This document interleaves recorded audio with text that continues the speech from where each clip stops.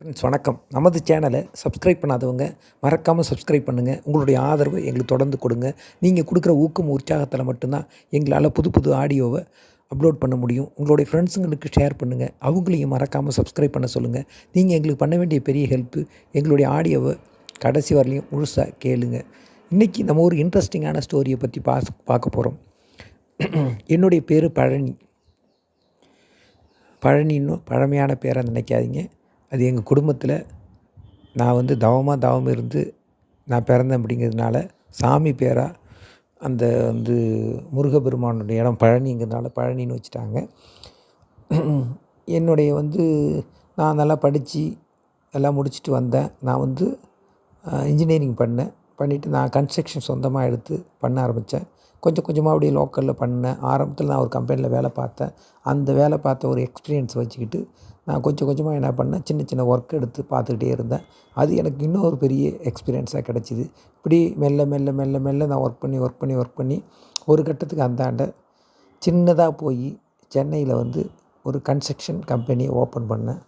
ரொம்ப திறமையாக ரொம்ப கஷ்டப்பட்டு கொஞ்சம் கொஞ்சமாக கம்பெனியை டெவலப் பண்ண ஆரம்பித்தேன். இப்படி கம்பெனியை டெவலப் பண்ணி ஒரு ஸ்டேஜுக்கு கொண்டு என்னுடைய கம்பெனிலையும் குறைந்தபட்சம் 10 ஸ்டாஃபுங்க ஒர்க் பண்ணுற அளவுக்கு கிட்டத்தட்ட ஒரு 100 லேபர்ஸ் ஒர்க் பண்ணுற அளவுக்கு என்னுடைய கம்பெனியை தரத்தை உயர்த்துகிறேன். எல்லாருமே எங்கள் கிராமத்தில் என்னை பார்த்து ஆச்சரியப்பட்டு என்னை வாழ்த்துவாங்க. பரவாயில்ல, பழனி தன் காலில் நின்று எல்லோரும் வேலை தேடி ஓடுறதுக்கு பதிலாக தனக்கே ஒரு வேலையை உருவாக்கி தன்னால் 100 பேருக்கு வேலை கொடுக்க முடியும், 10 பேருக்கு வேலை கொடுக்க முடியும், 10 கிராஜுவேட்டுக்கு வேலை கொடுக்க முடியும், 100 ஒர்க்கர்ஸுக்கு வேலை கொடுக்க முடியுங்கிறத நிரூபித்து காட்டியிருக்காப்புல. கொஞ்சம் கொஞ்சமாக தன்னை உயர்த்தி இன்றைக்கி பார்த்திங்கன்னா மெஷினரிஸ்லேருந்து எல்லாத்தையுமே தன்னுடைய வசம் வச்சுருக்காரு. கிட்டத்தட்ட சிவில் ஒர்க்குக்கு தேவையான ஒரு 80% மெட்டீரியல் என்கிட்ட இருக்கிற அளவுக்கு நான் என்னை உயர்த்தியிருக்கேன் அப்படின்னு நிறையா பேர் அப்ரிஷியேட் பண்ணாங்க, வாழ்த்துனாங்க. அவங்க வாழ்த்துதல் என்னை மேலே மேலே உயர்த்துங்கிற ஒரு நம்பிக்கை இருந்தது. அதனால் கிராமத்தில் எதுவாக இருந்தாலும் என்கிட்ட மனசை விட்டு சொல்லுவாங்க. அப்படி தான் திடீர்னு ஃபோன் பண்ணாங்க.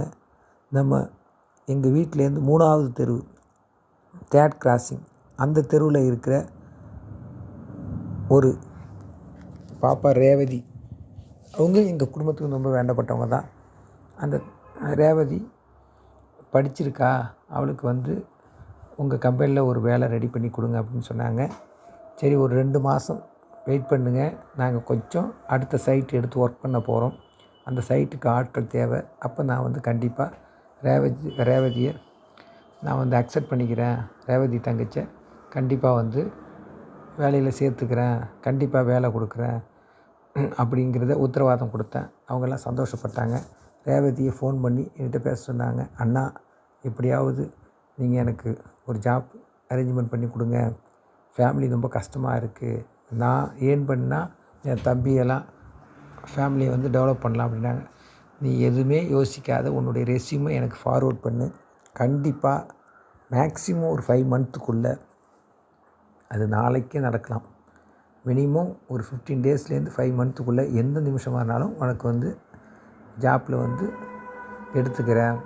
இப்போ எமர்ஜென்சியாக ஏதாவது ஃபினான்ஷியல் பிரச்சனை இருக்குன்னா எனக்கு இன்ஃபார்ம் பண்ணு, வரப்போகிற வேலைக்கு ஒரு அட்வான்ஸான தொகையை நான் அனுப்பி விட்றேன். நீ அதை வச்சு இப்போ உள்ள ஃபேமிலி சிரமத்தை நீ சரி பண்ணு, நீ ஜாயின் பண்ணிக்கலாம், உனக்கு ஒரு தகுதியான சேலரியை கண்டிப்பாக உனக்கு நான் கொடுக்குறேன் அப்படிங்கிற உத்தரவாதத்தை கொடுத்தேன். ரொம்ப சந்தோஷம் அண்ணா, நீங்கள் எனக்கு இப்போ அட்வான்ஸாக எதுவும் கொடுக்க வேண்டியதில்லை, எனக்கு வேலை கொடுத்துட்டா போதும். ஏன்னா அப்பா கடை வச்சுருக்காங்க, அதான் உங்களுக்கு தெரியும், சின்னதாக மளிகை கடை வச்சுருக்காரு, பெருசாக ஏர்னிங் இல்லைண்ணா. ஒரு நாளைக்கு வருமானம் இருக்குது, ஒரு நாளைக்கு வருமானம் இல்லை. ஒரு ஆவரேஜாக 500 வச்சிங்க, மாதம் ஒரு 15,000 கிடைக்கிது. ஃபேமிலியை ரன் பண்ணுறதுக்கு பத்த மாட்டுதுண்ணா. அதில் 15,000 வருமானத்தில் 5,000 கடனாக போயிடும், பாக்கி 10,000 வருமானம். இந்த 10,000 வருமானத்தில் நம்ம என்ன பண்ணுறது அண்ணா அப்படின்னு சொன்னால் பரவாயில்ல ரேவதி, நீ ஒன்றும் கவலைப்பட வேணாம், கண்டிப்பாக உனக்கு வேலையை நான் அரேஞ்ச்மெண்ட் பண்ணி தரேன். நீ இப்போ என்ன சொல்கிறன்னா, ஃபேமிலியை ரன் பண்ணுறதுக்கான பைசா எங்கள்கிட்ட இருக்குது, அடுத்தடுத்த நகர்வுகளுக்கு பணம் இல்லை அப்படிங்கிறத என்கிட்ட சொல்கிற.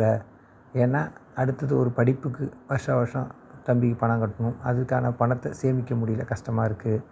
ஒரு வீடு சின்னதாக ரெனிவேஷன் பண்ணணும், அதை வந்து சரி பண்ணுறதுக்கான பணம் இல்லை. சொந்த பந்தங்கள்லாம் ஃபங்க்ஷன் வச்சாங்கன்னா அதுக்கு செய்கிறதுக்கான பணம் இல்லை. அப்படிலாம் அதுக்கான பணத்தை நம்ம பண்ண ஆரம்பித்தா அது கடனான ஒரு பணமாக ஆகிடுது அப்படிங்கிறது நீ உணர்த்துற அப்படின்னு. சரியாக சொன்னீங்க அண்ணா. அதனால தான் உங்களால் சீக்கிரமாக கம்பெனி வச்சு இவ்வளோ பெரிய இடத்த நிர்வகிக்க முடியுது. நான் ஒரே ஒரு கோடு தான் போட்டேன், நீங்கள் ரோடே போட்டு சொல்லிட்டீங்க அண்ணா அப்படின்னாப்புல. இல்லைம்மா, நானும் உன்னோட மாதிரி ஒரு இடத்துலேருந்து தானே இந்த இடத்துக்கு நான் வந்திருக்கேன். அதனால் உன் சூழல் என்னங்கிறது எனக்கு தெரியாதா?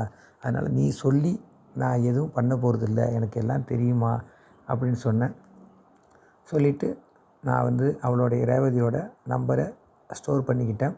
அன்றைக்கி ஈவினிங் எல்லா ஒர்க்கும் முடிச்சுட்டு அடுத்த 2 நாளில் எங்கள் கம்பெனி சேலரி கரெக்டாக 31ஆந்தேதி 30ஆந்தேதி நான் எங்கே இருந்தாலும் சரி ஆட்டோமேட்டிக்காக இசிஎக்ஸில் எல்லாருக்கும் சேலரி போகிற மாதிரி நான் அப்டேட் பண்ணி வச்சுருந்தேன் பேங்கில். அப்போ புதுசாக ரேவதியோடைய ஃபோன் நம்பரை கொடுத்து அவளுடைய ஃபோன்பேவுக்கு ஒரு அமௌண்ட் ஒரு 50,000 சேஞ்ச் பண்ண சொல்லி நான் மேனேஜர்கிட்ட இன்ஸ்ட்ரக்ஷன் கொடுத்துருந்தேன். அதே மாதிரி 31 அன்னைக்கு அவளுக்கு சென்ட் பண்ணிட்டாங்க. 1ஆந்தேதி காலையில் எனக்கு ஃபோன் பண்ணி, அண்ணா யாரோ 50,000 பணம் அனுப்பியிருக்காங்க, யாருன்னு எனக்கு சரியான டீட்டெயில் தெரில, உங்களை கேட்டுக்கிட்டு தான் அதை பற்றியான இது பண்ணணும்னு நினச்சேன் அப்படின்னு சொன்னேன். நான் தாம்மா அவனுக்கு அனுப்புனேன், நீ அதை வச்சுக்க, அட்வான்ஸ் அமௌண்ட்டாக வச்சுக்க, நீ உடனே நினச்சிக்கலாம் சம்பளம் வேலையில் ஜாயின் பண்ண உடனே அந்த பணத்தை பிடிச்சிவாங்கன்னு கிடையாது.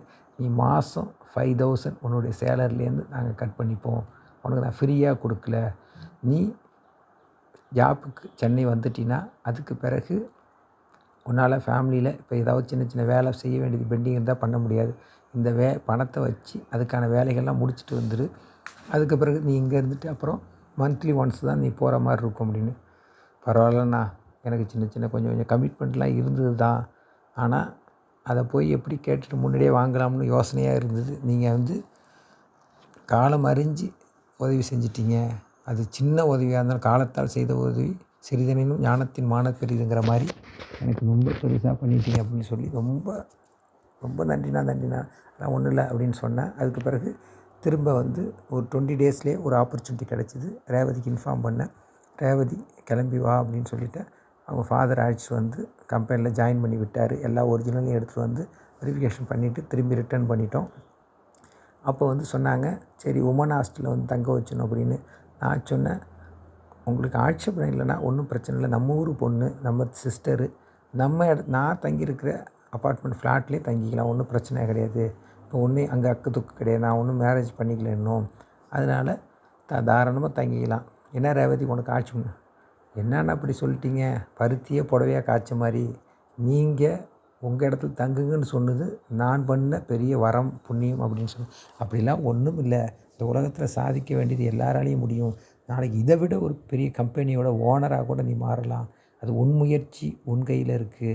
நான் இங்கே இருக்கிற ஒவ்வொரு ஸ்டாஃபுங்களும் சொல்லுவேன், இது ஒரு ட்ரைனிங் ஒரு இன்ஸ்டியூட் மாதிரி வச்சிங்க. நீங்கள் புதுசாக ஏதாவது அச்சீவ் பண்ணி புது விஷயத்தை க்ரியேட் பண்ணி நீங்கள் புதுசாக ஏதாவது ஒரு கம்பெனி ஓப்பன் பண்ணுங்கள், புதுசாக ஏதாவது அச்சீவ் பண்ணுங்கன்னு தான் நான் உங்களை என்கரேஜ் பண்ணுவேன் அப்படின்னு சொன்னோம். ரொம்ப சந்தோஷம்னா, உங்களுடைய பரந்த மனசால் தான் இவ்வளோ பெரிய இடத்துல நாளுக்கு நாளும் டே பை டே நீங்கள் வந்து ரைஸ் ஆகுறீங்க அப்படின்னு. அதன் பிறகு எல்லாத்தையும் விட்டுட்டு அவங்க ஃபாதர் அப்புறம் ஈவினிங் வரலையும் அங்கே இருந்தார். அதுக்கு பிறகு அழைச்சிட்டு வந்து என்னோடய ஃப்ளாட்டில் விட்டுட்டு ஃப்ளாட்லாம் பார்த்துட்டு ரேவதி அவள் கையால் காஃபி ரெடி பண்ணி கொடுத்தா, எல்லாம் சாப்பிட்டுட்டு அப்புறம் அப்பாவை நாங்கள் 2 பேருமே சேர்ந்து வந்து காரில் அவரை ட்ரெயினில் வந்து அனுப்பி விட்டுட்டு வீட்டுக்கு வந்துவிட்டோம். அதன் பிறகு இப்போ என்னுடைய ஃப்ளாட்டில் இருந்துட்டு என்னுடைய கம்பெனியில் எல்லா வேலைகளையும் செய்கிறா. அது மட்டும் இல்லாமல் பர்சனலாக என்னுடைய வேலையும் எனக்கு என்னென்ன பிடிக்குமோ, ஏன்னா கிராமத்தில் வளர்ந்த பொண்ணுங்கிறனால நல்ல சமையல் பண்ணுவாள், கிராமத்து சமையல். நான் ரொம்ப நாளாக கடை சாப்பாடு சாப்பிட்டுட்டு கிடந்தேன். எனக்கு வாய் நிறையா வீட்டு சாப்பாடு கொடுக்க ஆரம்பிச்சிருக்கா. அந்த சுவையே தனி. பார்த்து ஒரு ஐட்டமாக செஞ்சு கொடுக்குறா. நான் ரொம்ப ரசித்து ருசித்து சாப்பிட்டுக்கிட்டு இருக்கேன். நான் வந்து ரொம்ப அடிக்கடி சொல்லுவேன், நீ வந்து டியூட்டிக்கு கிளம்புற நேரத்தில் ரொம்ப ரிஸ்க் எடுத்து சமைக்க வேணாம், நம்ம வந்து ஹோட்டலில் பார்த்துக்கலாம் மதியம் அப்படின்னு சொல்லுவேன். ஆனால் கொஞ்சம் கூட அதெல்லாம் உடம்பு கெட்டுடும். நீங்கள் எங்கேயுமே சாப்பிடக்கூடாது. நான் தான் சமைப்பேன். நான் செஞ்சு கொடுக்குறதா சாப்பிட்ணும். நான் செய்கிற ஐட்டத்தை தான் நீங்கள் சாப்பிட்ணும். வெளியில் சாப்பிடவே கூடாதுன்னு உரிமையாக என்கிட்ட வந்து கண்டிப்பாக உரிமையாக என்கிட்ட கோவப்பட்டுப்பா. எனக்கு அது ரொம்ப பிடிச்சிருக்கும். என்னை வந்து ரொம்ப கவனிச்சிக்கிறா. இப்போ நான் முன்னையோட நம்ம ஹெல்த்தியாக ஆரோக்கியமாக இருக்கேன். அதுக்கு முழுசாக காரணம் ரேவதி தான். ரேவதியோடைய முழு பாதுகாப்பில், அவளுடைய முழு சப்போர்ட்டில், அவள் என்னை மெயின்டைன் பண்ணுறதுனால தான் இந்த அளவுக்கு என்னால் இன்னும் ஊக்கமாக உற்சாகமாக என்னால் ஒர்க் பண்ண முடியுது. இன்னும் 2, 3 அவள் வந்த நேரம் இன்னும் 4, 5 சைட்டு ஒர்க்கை ஸ்டார்ட் பண்ணிட்டோம். எனக்கு ரொம்ப சந்தோஷம். இப்போ கிட்டத்தட்ட எனக்கு அசிஸ்டண்ட்டாக அவளை போட்டேன். ஏன்னா என் வீட்டிலேயே தங்கியிருக்கிறதுனால நாங்கள் நைட்லாம் நிறைய டிஸ்கஸ் பண்ணுறதுக்கான ஆப்பர்ச்சுனிட்டி கிடச்சிது. கம்பெனி டைம் போக என் கூடயே ஸ்பெண்ட் பண்ணுறதுனால நிறைய விஷயத்தை அனலைஸ் பண்ணுறதுக்கு வாய்ப்பு கிடைச்சதுனால அவளை எனக்கு அசிஸ்டண்ட்டாக போட்டுட்டேன். இப்போ கம்பெனி ரொம்ப டெவலப் ஆகிக்கிட்டே இருக்குது. இன்னும் 5, 6 இடத்துல சைட் எடுத்துட்டோம். சைட்டில் போய் சைட் ஒர்க் பார்க்குறதுல அவள் கில்லாடியாக பார்த்துக்கிட்டு இருக்கா. எல்லாத்துலேயும் கையில் ஒரு 2 வீலர் கொடுத்துட்டேன். காரும் கொடுத்துருக்கேன். அவள் மேக்ஸிமம் 2 வீலர்லேயே சைட்டை சுற்றி பார்த்துருவா. அடுத்தடுத்த சைட்டுக்கு போகும்போது தான் கார் யூஸ் பண்ணுறா. அதுக்கு டிரைவர் போட்டாச்சு. நான் வெளியில் புது சைட்டு வந்து கமிட்மெண்ட் பண்ணுறது, அதுக்கான லேண்ட் அக்விசிஷன் பண்ணுறது, இது மாதிரி ஒர்க்குக்கு நான் வந்து ஃபுல்லாக கான்சன்ட்ரேட் பண்ணுறேன். மற்ற நேரத்தில் என் கூட இருப்பாள். எங்கே வந்தாலும் நாங்கள் வந்து நைட்டு வந்து ஜாயின் பண்ணிவிடுவோம். வந்த பிறகு தான் எதாக இருந்தாலும் எங்கேயும் சாப்பிடக்கூடாது அப்படின்னு ஸ்ட்ரிக்டாக ஆர்டர் போட்டால் நான் தான் ஐட்டமெல்லாம் செஞ்சு கொடுப்பேன்.